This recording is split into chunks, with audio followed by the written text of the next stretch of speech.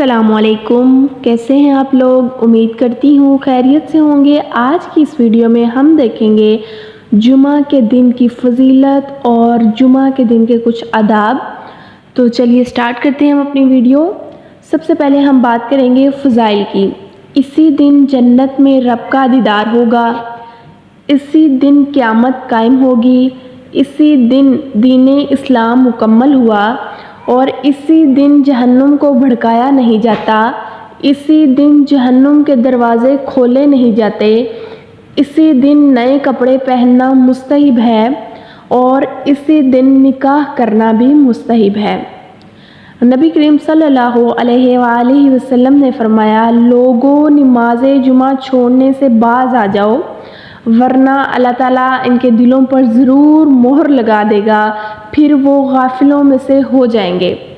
ایک اور جگہ نبی کریم صلی اللہ علیہ وآلہ وسلم کا ارشاد ہے، جس نے جمعہ کے دن خوب اچھی طرح غسل کیا، جلدی مسجد میں آیا اور امام کے قریب بیٹھا، پھر غور سے خطبہ سنا تو اس کے ہر قدم کے بدلے 1 سال کے روزوں اور رات کے نفلوں کا ثواب اسے ملے گا۔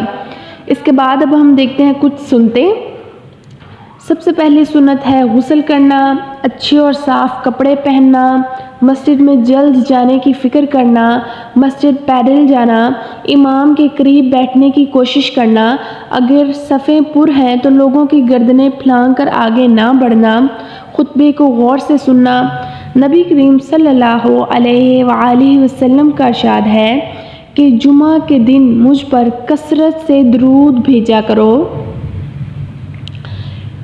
اور کیونکہ وہ میرے حضور پیش کیا جاتا ہے۔ جمعہ کے دن بالوں میں تیل لگانا اور خوشبو یا عطر کا استعمال کرنا بھی مسنون ہے۔